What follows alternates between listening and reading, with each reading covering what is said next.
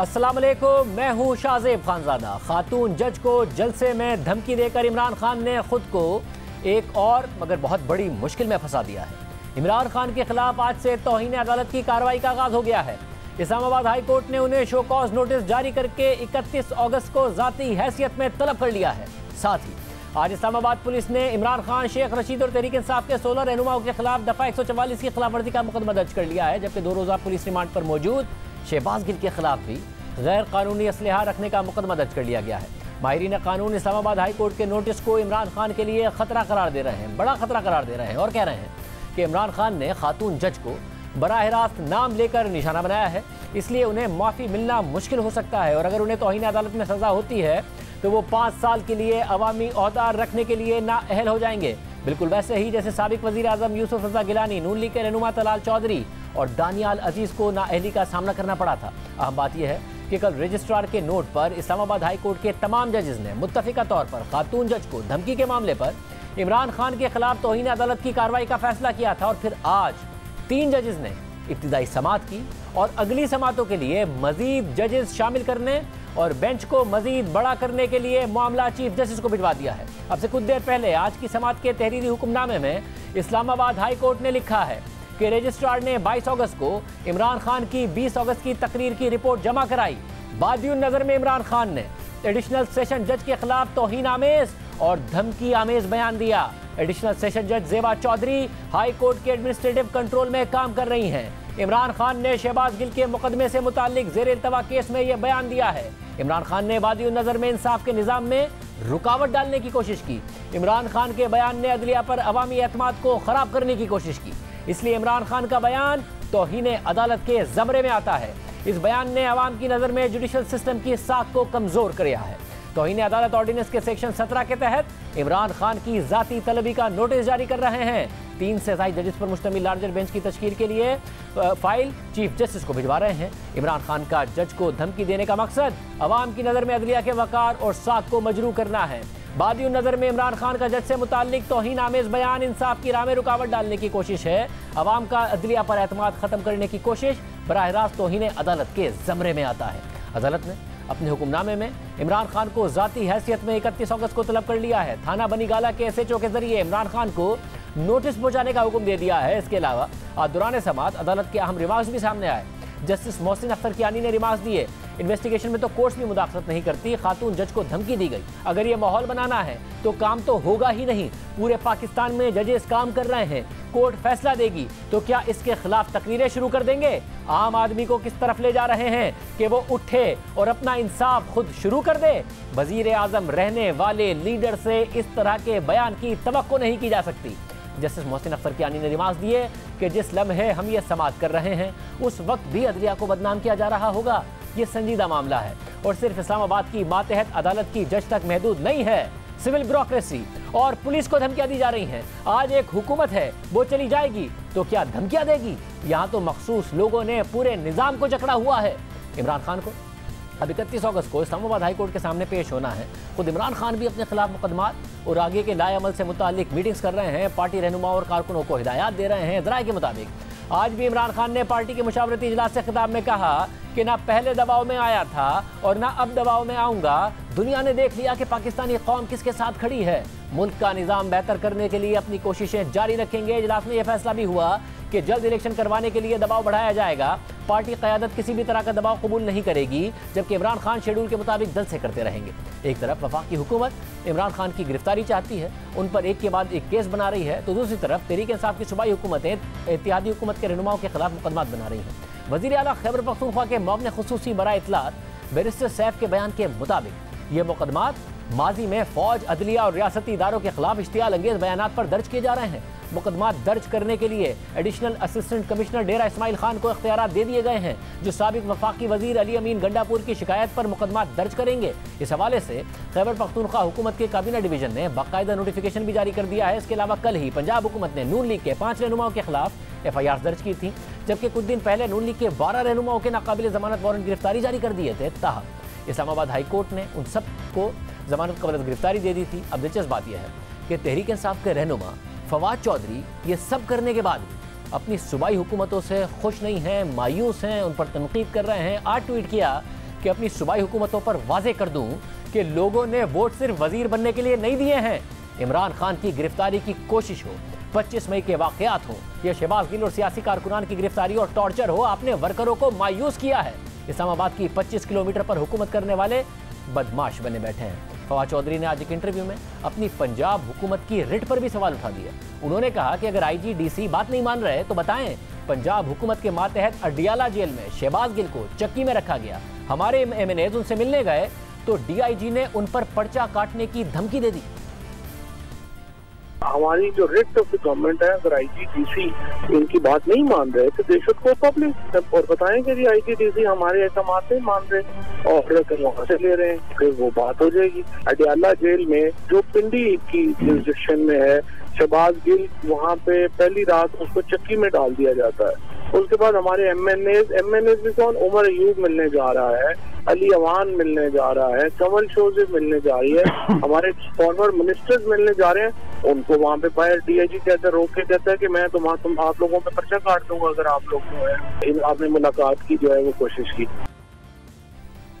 आज Islamabad high court ने भी शहबाज गिल के रिमांड से मुतालिक अपने तहरीरी फैसले में अडियाला जेल की इंतजामिया और दीगर पर कानूनी तरीक़ाकार में गफलत बरतने की निशानदेही की है। इस्लामाबाद हाई कोर्ट ने शहबाज गिल पर मुबैना तशद्दुद के मामले पर अपने फैसले में लिखा कि पुलिस हुक्काम इस केस की 18 अगस्त को होने वाली आखिरी समाअत तक अपनी तहवील में मुल्जिम पर किसी किस्म के भी तशद्दुद की पुरजोर तरदीद करते रहे।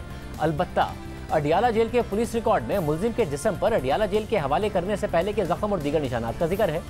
प्रिजन कोड रूल नंबर 20 के तहत अगर कोई कैदी पुलिस की तहवील से जेल में दाखिल कराया जाए और उसके जिस्म पर जख्म हो तो इसका तिब्बी मुआयना कराया जाए। अगर मुआयने में ये पता चले कि मुल्जिम के जख्म का पुलिस तहवील में आने से पहले की मेडिकल लीगल रिपोर्ट में जिक्र ना हो तो इस सूरत में इसकी एक रिपोर्ट बनाकर उसे सेशन जज, प्रोसिक्यूशन अफसर और सुप्रिंटेंडेंट पुलिस के हवाले किया जाए। फैसले के मुताबिक मेडिकल अफसर ने मुल्जिम के जिस्म पर निशानात का जिक्र किया और यहाँ ऐसा लगता है कि इस पर और कोई एक्शन नहीं लिया गया और ना ही सेशन जज या सुप्रिंटेंडेंट पुलिस या एडवोकेट जनरल से इस बारे में कोई बात की गई। इस सब के अलावा फवाद चौधरी ने एस्टैब्लिशमेंट पर अब बराह रास्त तनकीद कर दी है। उन्होंने बीबीसी को दिए गए इंटरव्यू में कहा कि मौजूदा हुकूमत पपिट है, ये एस्टैब्लिशमेंट की मदद से हुकूमत करना चाह रहे हैं। This situation actually will escalate more because right now this puppet government with the help of establishment is trying to actually rule by force. They have no legal, they have no moral justification to continue in the government. पर बात करेंगे हमारे साथ वफाकी वजीर दाखिला राना सनाउल्लाह साहब मौजूद। राना साहब बहुत शुक्रिया। अब तो आप पे बराह रास्त इल्ज़ाम लग रहा है कि आप पपिट हैं, इस्टेब्लिशमेंट के पपिट हैं, उनकी ताकत के जरिए हुकूमत करना चाहते हैं और ताकत का इजहार करना चाहते हैं। अब आपके खिलाफ भी कार्रवाइयाँ होंगी, पंजाब में भी, खैबर पख्तूनख्वा में भी, बाकायदा तौर पर आपके माजी के बयानात पर भी और 25 मई के वाक़यात पर भी। तो आप काटते जाएँ FIR। आज भी आपने काट लिए रहनुमाओं के खिलाफ और इमरान खान के खिलाफ और एक और शहबाज गिल के खिलाफ। अब आपके खिलाफ भी यही होगा, इसी तरीके से आप दोनों चलेंगे। देखें, जो पपट होता है उसे बाकी सारी दुनिया जो पपट ही नज़र आती है। ये खुद पपट रहे हैं, ये खुद सिलेक्टेड रहे हैं, जिन्होंने खुद इस तरह से हुकूमत की है, तो इसलिए जो है वो इनको सभी जो है वो उसी तरह से नज़र आ रहे हैं। मौजूदा हुकूमत जो है वो एक इत्तेहादी हुकूमत है और इसमें कम व बेश ये मैं समझता हूँ कि शायद ये वाहद हुकूमत है। माजी करीब में कोई ऐसी हुकूमत नहीं रही कि जिसमें तमाम पॉलिटिकल पार्टीज़ बावजूद अपने बाहमी तज़ादात के मुल्क की बेहतरी के लिए और मुल्क को मुबैना डिफ़ॉल्ट से बचाने के लिए जो है वो एक प्लेटफॉर्म पे है। ये अजीब सी बात है कि वो कह रहे हैं कि हमारी पंजाब हुकूमत की भी कोई नहीं सुन रहा है। आईजी और डीसी अगर नहीं सुन रहे तो आके बताएं। ये कैसे हो गया कि अडियाला जेल में जाए शहबाज गिल और प्रॉपर मेडिकल ना हो, वो जाए तो उन्हें चक्की में डाल दिया जाए, उनके ही MNS को कहा जाए कि आपके खिलाफ भी मैं मुकदमा कर दूंगा। DIG उनको भी ये बोले, फवाद चौधरी साहब कह रहे हैं। तो फिर हुकूमत कौन कर रहा है कि पंजाब हुकूमत तहरीक इंसाफ की है, उनकी भी नहीं चल रही है, अडियाला में भी ज्यादती हो रही है शहबाज गिल के साथ। नहीं, पंजाब में जो है वो क्यों लीग की हुकूमत है। पंजाब में पंजाब के सबसे बड़े डाकू की हुकूमत है, तो पंजाब में जो है वो हुकूमत PTI की तो नहीं है। और इनके जो अंदरूनी तज़ादात हैं वो आने वाले चंद दिनों में खुल के सामने आने वाले हैं और आप ये तमाशा देखेंगे, ये पंजाब हुकूमत जो है ये इस शक्ल में कंटिन्यू नहीं रह सकती। मतलब आप लोग गिराएंगे या ये खुद इख्तलाफात होंगे? देखें, गिरेंगे तो ये खुद, उसके बाद ये फैसला पर हमने करना है कि क्यों लीग को गिरने देना है या नहीं गिरने देना। मतलब गिरेंगे कैसे? इमरान खान साहब के लिए आपकी हुकूमत से बेहतर तो इमरान खान साहब के लिए परवेज इलाही है ना, उनको टारगेट तो कम से कम नहीं कर रहे हैं, कहीं ना कहीं मुकदमे भी हो रहे हैं आप लोगों के खिलाफ, तो क्यों गिराएंगे? बहरहाल जिस बात की आपने निशानदेही की है, ये बातें जो है वो इस वक्त मीडिया की जीनत बनी हैं और आप तक भी पहुंची हैं, लेकिन अंदरूनी खाना कहानियाँ जो हम सुन रहे हैं वो तो बड़ी अजीबो-गरीब हैं। और उसके पेश नज़र ये बात नज़र आ रही है कि या तो एक हिस्सा जो है MPs का जो है वो अलहदा हो जाएगा इस हुकूमत से और लोग मुस्तफ़ी होने तक तैयार हैं कि जी हम इस्तीफ़ा देने को तैयार हैं ताकि इनकी मेजॉरिटी जो है वो ख़त्म हो, या फिर दूसरी सूरत ये हो सकती है कि PTI और क्यू लीग में जो है ये मामला ये हो जाए। ये चल नहीं सकता, ये ना चल रहा है इस वक्त। सूरत हाल इससे ज़्यादा अबतर है जो फवाद चौधरी के बयान में नज़र आ रही है। तो इन दोनों सूरतों में से कोई सूरत जो है वो सामने आ सकती है। मगर राज साहब, इस सब में आप इमरान खान साहब को ज़ाहिर गिरफ्तारी का इंदिया दे चुके हैं, आप तो ये भी कह चुके हैं वो ज़मानत कराने आएंगे तो हम मनसूख कराएंगे और अदालत से कोशिश करेंगे कि उनको गिरफ्तार कर लें, यानी कि ये तय है कि अगर वो ज़मानत कराने ना आए, बनी गाला में ही रहे, तो इतने सारे कारकुनों में आप गिरफ्तार कर नहीं पाएंगे। नियत आपकी पूरी है, जैसे आप उस दिन नहीं कर पाए थे इस दफ़ा भी नहीं कर पाएंगे। नहीं, देखें इसमें जो है ये देखें जहाँ इत्तेहादी हुकूमत के फ़ायदे होते हैं, जिस तरह से मैंने पहले बात की है, वहाँ पे कुछ लिमिटेशंस भी हैं।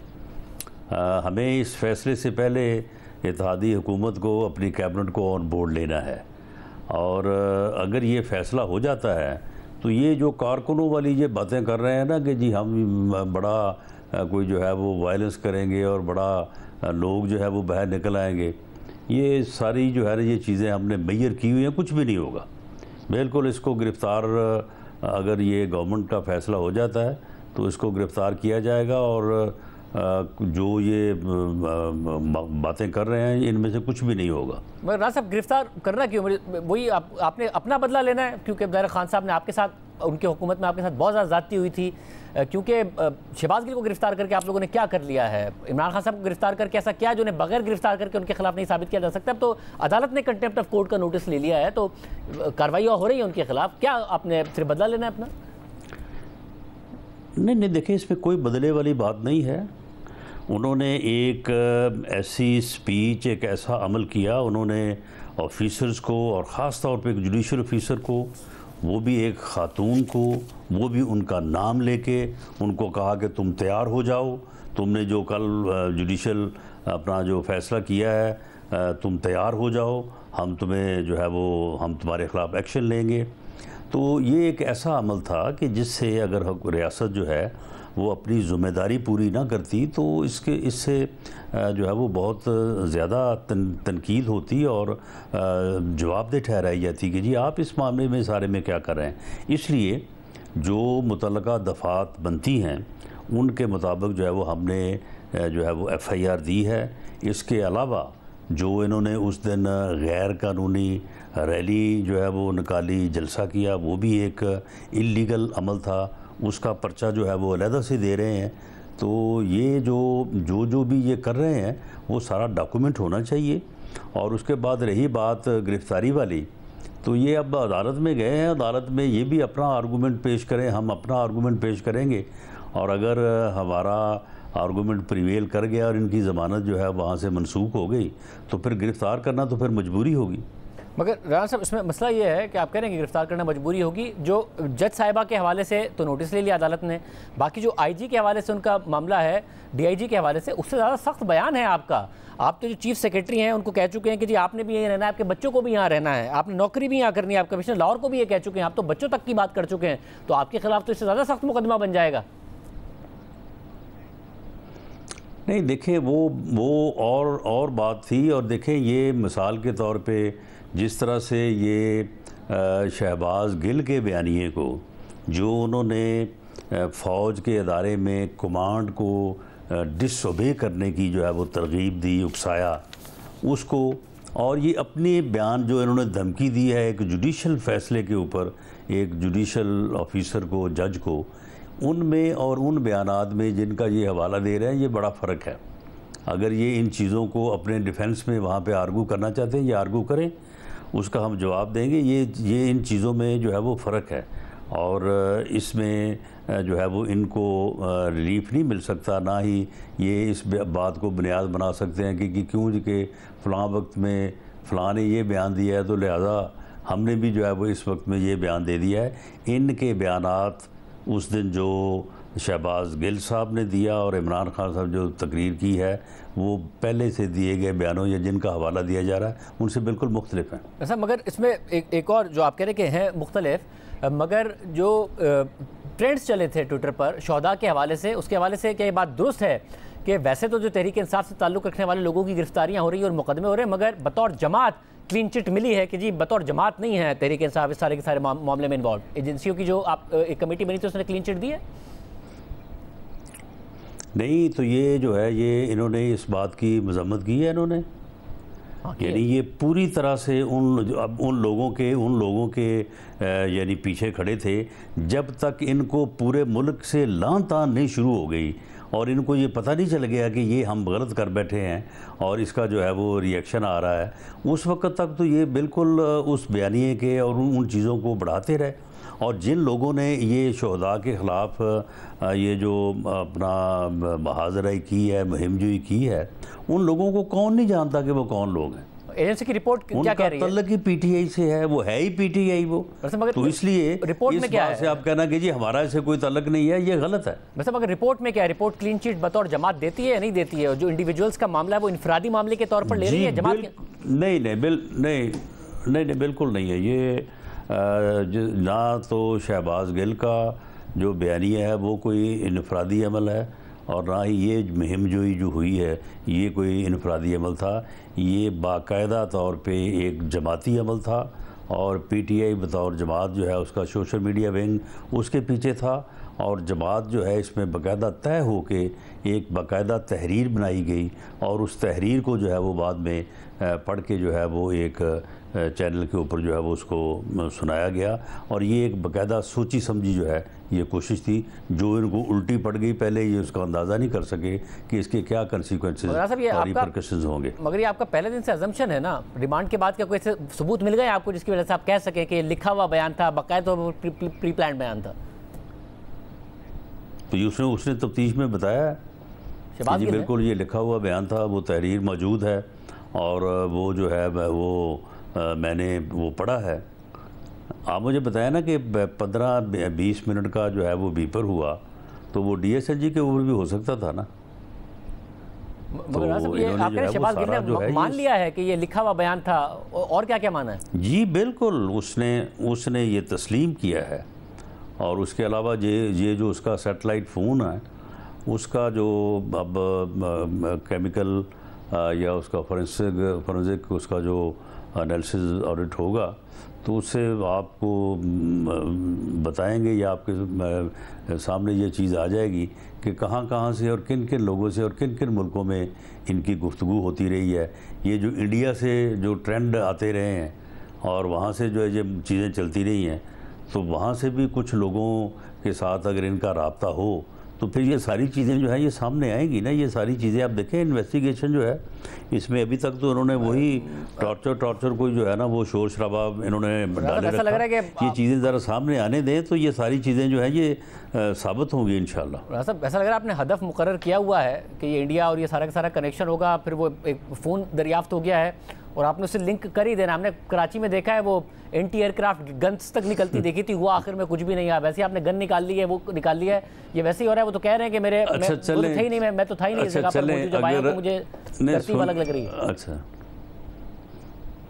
चले, मैं जिसका हवाला आप दे रहे हैं मैं उस पर तो मैं हक़ाइक़ से आगाह नहीं हूँ, लेकिन मुझे ये बताएं कि अगर ये सैटेलाइट फ़ोन जो है ये शहबाज गिल साहब का हो और उस फ़ोन से जो है वो कॉल्स की गई हों, गुफ्तगू की गई हो और वो फ़ोन जो है वो इस बात को अब आज से कोई महीना पहले, 2 महीने पहले, 6 महीने पहले उस फ़ोन से इंडिया में या किसी और मुल्क में जो है उन लोगों से राब्ते, तो क्या ये मुमकिन है, ये हो सकता है कि आप, मैं या कोई और एजेंसी जो है वो उस फ़ोन से फ़ोन करके जो है वो ये एविडेंस क्रिएट कर दे? ये एविडेंस अगर उसमें है तो फिर ही सामने आएगी ना। साहब ये तो ये चीज़ें जो है ये सामने आ रही हैं, साबित हो रही हैं। आप कह रहे हैं कि साबित हो रही, मगर आप जो कह रहे हैं उन्होंने इस बात का इकरार कर लिया, लिखा हुआ था, और क्या इकरार कर लिया? क्योंकि जो वो पुलिस के सामने मान रहे हैं वो मजिस्ट्रेट के सामने एज एन एविडेंस स्टैंड करेगा नहीं जब तक वो मजिस्ट्रेट के सामने सारी की सारी बातें नहीं कहेंगे, और ऐसी बात उन्होंने नहीं की है अभी तक। नहीं, वो यानी कोरैबोरेटिव एविडेंस जो होती है, जो कोरैबोरेट करती है सारी चीज़ों को, वो हम पेश करेंगे। और अगर हमने उसका ये बयान लिखा है कि मेरे फ़ोन पे फ़लाँ लोगों से राब्ते रहे हैं, मेरी बात होती रही है, तो ये टेलीफोन जो बरामद हुआ है ये उस चीज़ को जो है वो साबित करेगा। और इसके अलावा उन्होंने जो बयानात हमें दिए हैं कि इस तरह से जो है वो मीटिंग्स हुई हैं, उसमें ये सारी चीज़ें तय हुई हैं, तो ये सारी चीज़ें जो है उनकी एविडेंस जो है जो वो इन्वेस्टिगेशन में जो है वो सामने लाई जाएगी और अदालत में जो है वो पेश की जाएगी। और राज साहब, एक उन्होंने कल बात की, वो थी जिनसी इस्तेहसाल के हवाले से कि उनके ऊपर सेक्सुअल असॉल्ट हुआ है। अब दायरे अदालत की तरफ से भी तहकीक का कहा गया है, आप ये तहकीक करके अदालत में रिपोर्ट जमा कराएंगे, क्योंकि बहुत ही हसास मामला है। टॉर्चर भी दायरे एक हसास मामला है, मगर ये इंतहा से ज़्यादा हसास मामला है, अगर शहबाज गिल साहब खुद कह रहे हैं, जो कि बहुत ज़्यादा तहकीक तलब है। देखिए, ये इनका फ्रॉड है, ये इनका झूठ है, ये इनका मकर व फ़रेब है, ये इसी तरह से जो है वो हमेशा करते हैं। अब उस शुहदा के ख़िलाफ़ जो इन्होंने बयानिया बनाया और उसके बाद ये जो इन्होंने फ़ौज में इनडिसिप्लिन और कमांड को डिसओबे करने की जो बात की है, उससे ध्यान हटाने के लिए ये इन्होंने ड्रामा किया है टॉर्चर का। वो टॉर्चर का ड्रामा 2 दिन 3 दिन चला, उसमें फिर और रंग पैदा करने के लिए ये जिनसी जो है वो असॉल्ट को बीच में ले आए।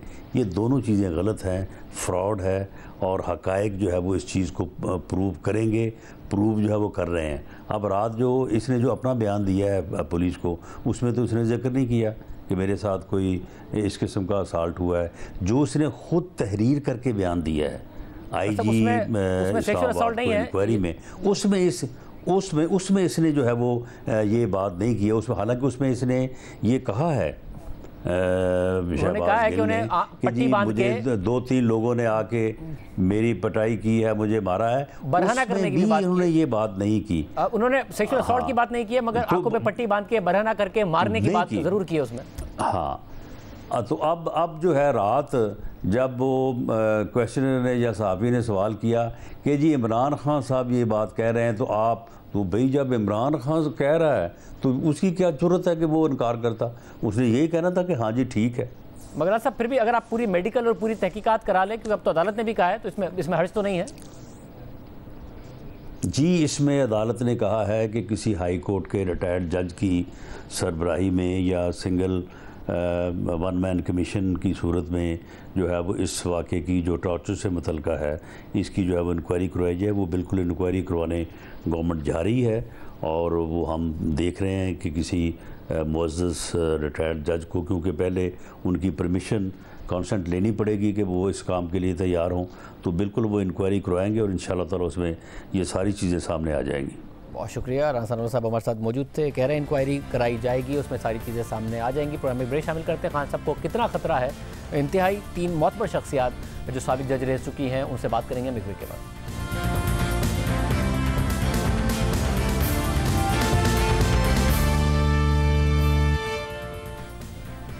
आज की हाई कोर्ट की समाअत के बाद के इमरान खान साहब वाकई खतरे में नजर आ रहे हैं। जितना संजीदा इस मामले को इस्लामाबाद हाई कोर्ट की तरफ से लिया गया है, मजीद बड़ा बेंच बनाने के लिए कहा गया है। रास्ता इमरान खान साहब के लिए क्या हो सकता है? हमारे साथ जो पैनलिस्ट मौजूद हैं वो तीनों साबिक जज हैं, निहायत मोतबर राय रखते हैं। जस्टिस रिटायर्ड रशीद रिजवी साहब मौजूद हैं, जस्टिस रिटायर्ड आसरा जावेद इकबाल साहबा मौजूद हैं, जस्टिस रिटायर्ड शाह खबर साहब मौजूद हैं। आप तीनों का बहुत शुक्रिया। रशीद रिजवी साहब, आप बताइएगा, आपके ख्याल में जो बयान है उनका और जो आज समाअत हुई है, उसके बाद आपको इमरान खान साहब खतरे में लग रहे हैं, और क्या माफ़ी से उनकी बचत हो सकती है सारे मामले में? बिल्कुल उनको अनक्वालिफाइड अपॉलॉजी टेंडर करनी चाहिए, इसलिए कि पहला वाक़या उनके साथ नहीं है 2012 में गालिबन 13 में उन्होंने इसी तरह से क्रिटिसाइज़ किया था, डिफेम किया था जुडिशरी को। सुप्रीम कोर्ट ने एक्शन लिया था और उस वक्त एक बेंच थी, फुल बेंच थी, जस्टिस अनवर जमाली साहब उसको हेड कर रहे थे। उन्होंने इनको वार्निंग दे के इनकी अनक्वालिफाइड अपॉलॉजी एक्सेप्ट की थी और वार्न किया था to be careful in future. तो ये ऑलरेडी एक वार्निंग ले चुके हैं। इन्हें बड़े मोहतात होकर चलना चाहिए कि अगर उन्होंने मेरिट्स पे कंटेस्ट किया तो फिर बड़ा मुश्किल हो जाएगा उनके लिए। बेहतर यही है रास्ता कि वो अपने आना का मसला ना बनाएं और अनक्वालिफाइड अपॉलॉजी टेंडर करें कि जज्बाती हो के, चूँकि वो उस वक्त आईजी और डीआईजी को बुरा भला कह रहे थे, उसमें ये भी आ गई। वो कोई ग्राउंड बना के इसको वो अगर कर लें तो ठीक है, लेकिन मेरिट्स पे कंटेस्ट करेंगे तो उनका मेरिट्स पे केस बहुत वीक है। नासिर जावेद इकबाल साहबा, आप क्या कहिएगा? क्या वाकई इमरान खान साहब ने जो बात की है वो ख़तरे में पड़ सकते हैं? ख़तरे में तो देखिए पड़ ही सकते हैं। और जैसे आपको पता है वो हमारे एक वज़ीर आज़म साबिक़ जो थे वो भी डिस्क्वालीफाई हो गए थे और फिर वो सारी टर्म में वो अपने ओहदे से फ़ारिग थे और पार्लियामेंट से भी फ़ारिग थे। तो ये तो खैर पार्लियामेंट से है ही फ़ारिग, लेकिन इस वक्त इलेक्शन लड़ भी नहीं सकते, तो ये टर्म सारी जो है ना ये तो उनकी ज़ाया हो जाएगी।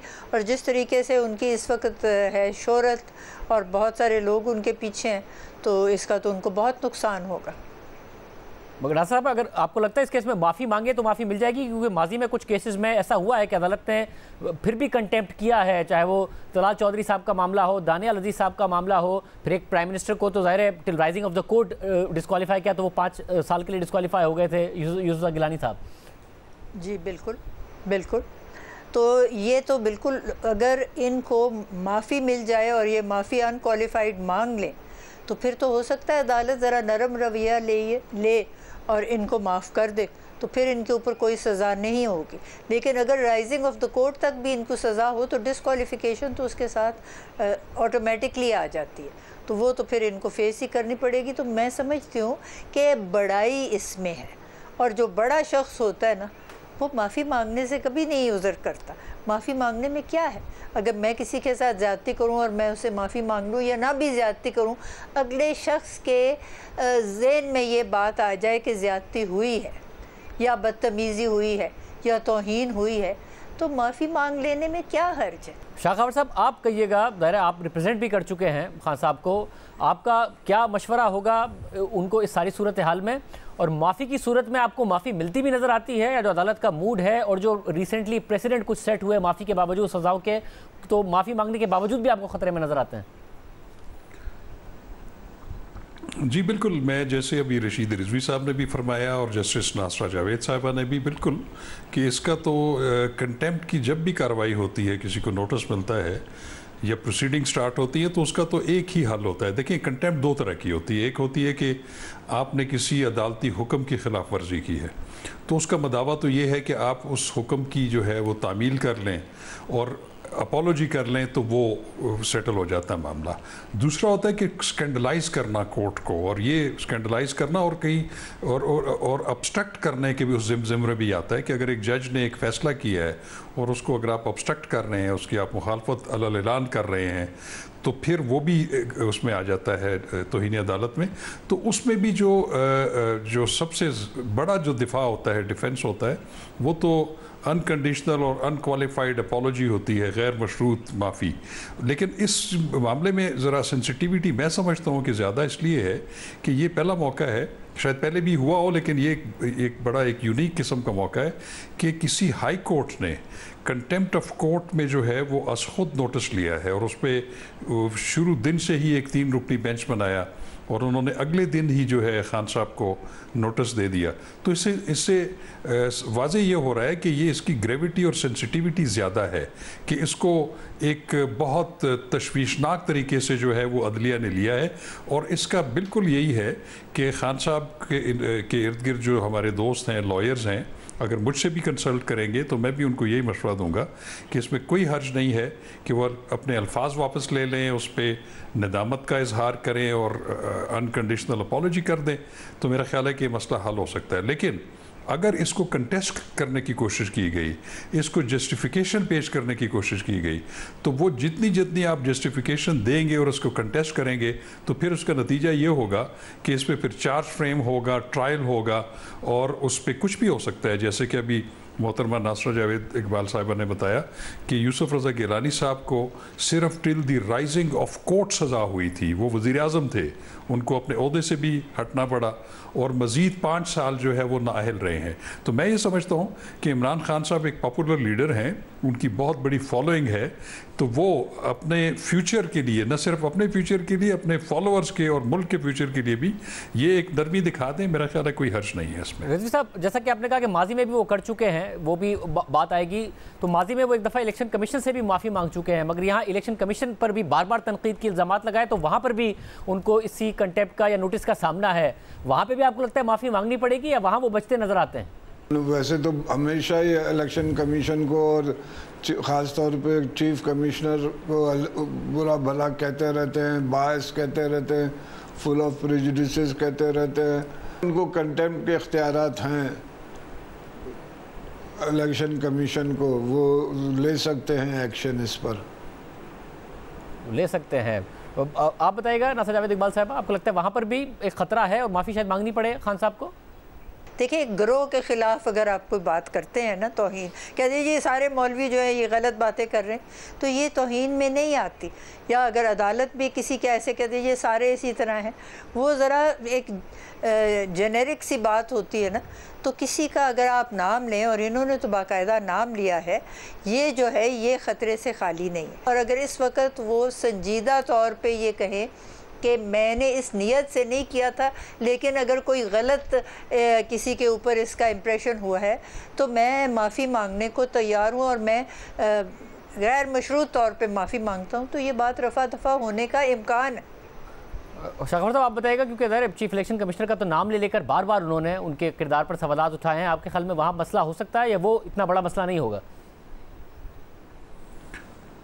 नहीं शाहजेब साहब, वो भी मसला है बिल्कुल। देखिए, उससे पहले भी आपने देखा कि इससे पहले भी खान साहब जो है वे कंटेम्प्ट नोटिस प्रोसीडिंग्स की जो है वो सामना कर चुके हैं, और वहाँ पे भी एक दफ़ा उन्होंने माफ़ी अपने वकील के थ्रू मांगी, फिर उन्होंने किसी ने मशवरा दिया कि आपको नहीं मांगनी चाहिए थी, वो उनको फिर उनसे मुनहरिफ कर दिया गया उस माफ़ी से।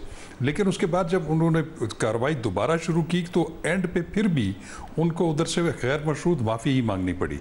तो ये मैं समझता हूँ कि खान साहब जो हैं वो बड़े लीडर हैं, वज़ीर आज़म रहे हैं इस मुल्क के, अभी भी उनके फ्यूचर में बड़े प्रॉस्पेक्ट्स हैं, पॉलिटिक्स में भी, हुकूमत में भी दोबारा आ सकते हैं। तो जब मैं ये कहता हूँ कि लीडरान को, मैं सिर्फ इमरान खान साहब को नहीं कहूँगा बल्कि हमारे जितने भी और लीडरान हैं, उनको जिनकी आवाम में से है, जिनकी फॉलोइंग है, उनको कम अज़ कम ऐसे अल्फाज से और ऐसे तर्ज से जो है इज्तनाब करना चाहिए, ऐसे टोन और टेनर से इज्तनाब करना चाहिए जिससे कि उनके फॉलोअर्स को ये शय मिले कि अब आपके अगर आपके हक़ में नहीं है या आपके हक़ में फ़ैसला नहीं करता तो आप उसको जो है वो इस तरीके से पब्लिकली उसको जो है वो डिफेम करें और उसकी हैसियत को अंडरमाइन करें। तो इससे तो फिर इदारे जो है वो, चाहे वो अदलिया हो, इंतज़ामिया हो, मुकन्ना हो, फ़ौज हो या इवन इलेक्शन कमीशन हो, वो इदारे आइनी इदारे हैं, इनका एहतराम जो है वो हमें ख़ुद भी करना चाहिए और अपने फॉलोअर्स को भी तलकीन करनी चाहिए। बहुत शुक्रिया। लीगल राय आपने सुनी है। खान साहब के लिए मुश्किल है, उन्हें माफ़ी मांगनी पड़ेगी वरना वो ख़तरे में पड़ सकते हैं। माफ़ी मांगने के बाद भी ख़तरा मौजूद है, मगर माफ़ी मांगना उनके लिए बेहतर है बजाय इसके केस को कंटेस्ट किया जाए। देखते हैं खान साहब क्या फैसला करते हैं। एक और आम खबर उस पर बात करेंगे इसके बाद।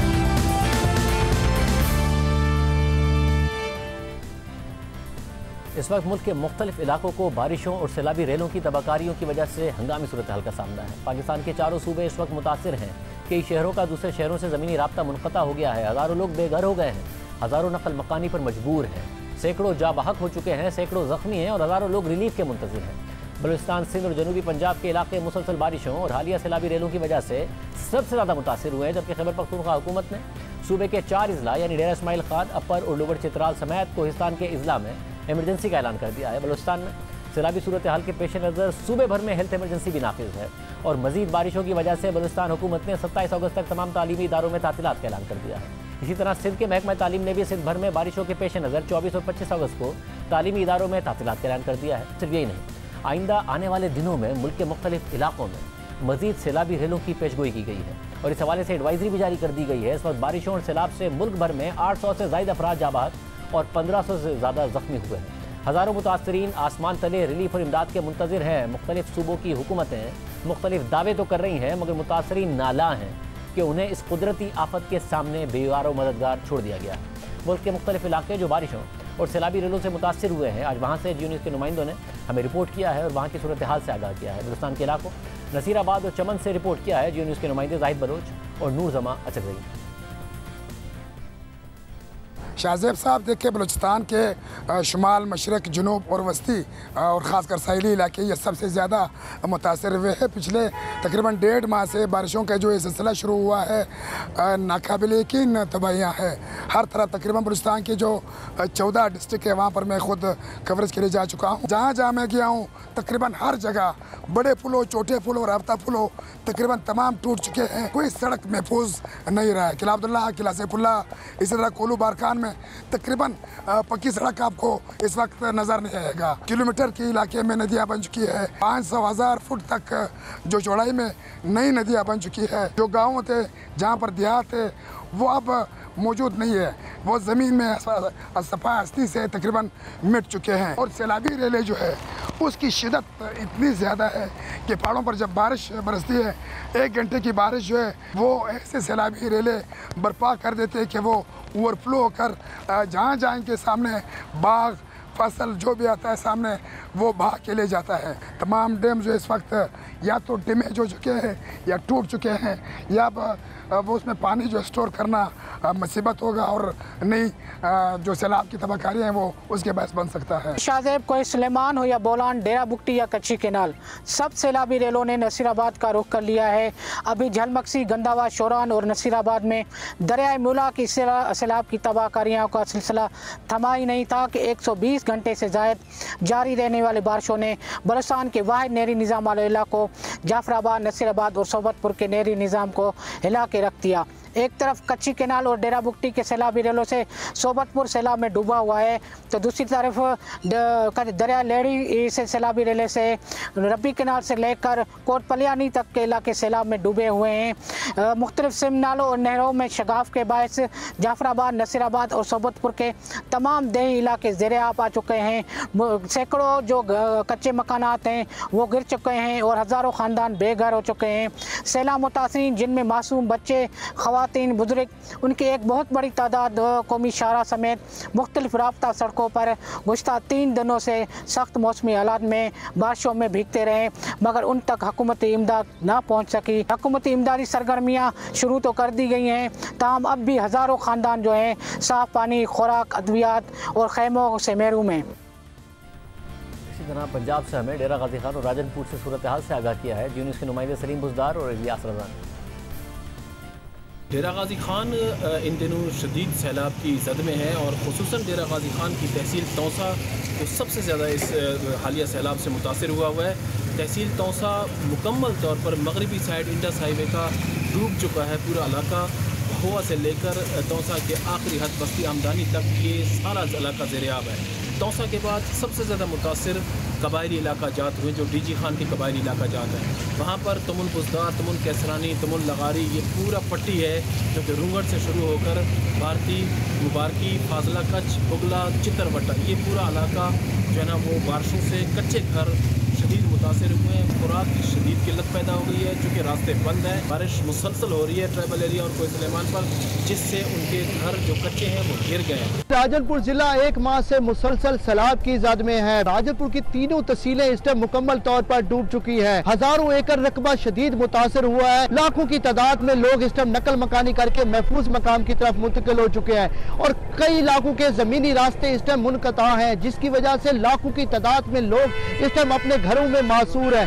अब तो वहाँ पर ये हालत है कि वहां पर अब गिजाई किल्लत हो चुकी है, उनके बच्चे तक भी बीमार हो चुके हैं। सिर्फ यहाँ पर कुछ हमें देखने में आता है कि रेस्क्यू की टीमें मौजूद हैं जो लोगों को मुख्तलिफ मकामात से महफूज मकाम की तरफ मुंतकिल कर रही हैं। जो हिफाजती बंद बनाए गए थे वो बिल्कुल रेत की दीवार की तरह साबित हुए हैं। अब तो राजरपुर शहर को भी शदीद खतरा लाक हो चुका है और शहर के चारों तरफ इस टाइम सैलाब है और सैलाब की से शदीद दबाव है। राजरपुर के अगर कहीं हिफाजती बंद अगर टूटता है तो सारा पानी शहर की तरफ दाखिल हो जाएगा। महकमा मौसमियात ने आज और कल कोए सुलेमान के इलाकों में मूसलाधार बारिशों की पेशगोई की है, जिससे नदी नालों में ऊंचे दर्जे का सैलाब आने का इम्कान है, जिससे मजीद सैलाबी इलाके शदीद मुतासिर हो सकते हैं।